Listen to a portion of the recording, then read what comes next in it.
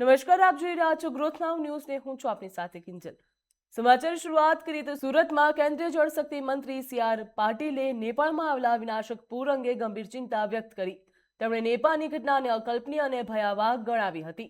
જ્યાં પાટીલે કહ્યું હતું કે પૂરના ભયાનક દ્રશ્યોમાં ગાડીઓ અને મકાનો તણખાની જેમ વહી જતા જોવા મળ્યા।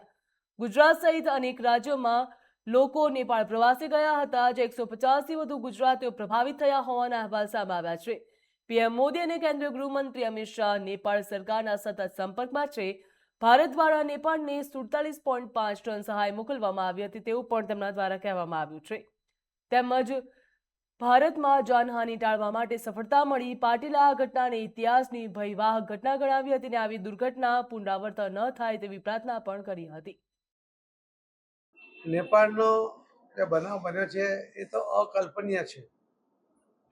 એના જે વિડીયો ભયાવહ વિડીયો આપણે જોયા છે કે માણસો અને એની સાથે સાથે મકાનો ગાડીઓ એ તણખલાની જેમ એ વહી ગયા છે। કદાચ સાચો નુકસાનનો આંકડો કે જાનહાનિનો આંકડો આવતા પણ ઘણો સમય જશે અને ત્યાર પછી પણ કદાચ સાચો આંકડો ન આવે એ પ્રકારની શક્યતા છે।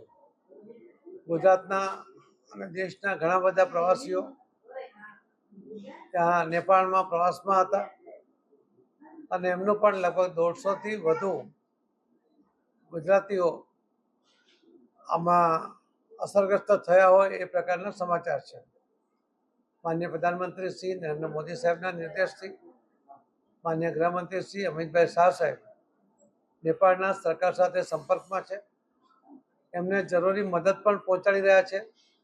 લગભગ 47.5 ટન સહાય એ પણ તાત્કાલિક નેપાળને મોકલવામાં આવી છે। નેપાળની આ પરિસ્થિતિને કારણે આપણા દેશની અંદર પણ નદીઓમાં પાણી વધ્યું।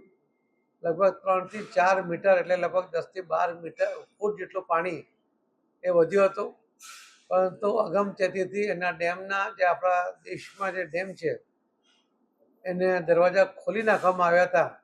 એના કારણે આપણા દેશમાં કોઈ પણ જાનહાનિ નોંધાઈ નથી, પરંતુ ગુજરાતના અને આપણા દેશના ઘણા બધા લોકો અને નેપાળના પણ ઘણા બધા લોકો અને વિદેશીઓ પણ નેપાળના આ બનાવની અંદર મૃત્યુ પણ પામ્યા છે, વહી ગયા છે અને આ કદાચ ઇતિહાસમાં ખૂબ ભયાનક બનાવ તરીકે પણ અને યાદ રાખવામાં આવશે એ પ્રકારનો આ બનાવ બન્યો છે।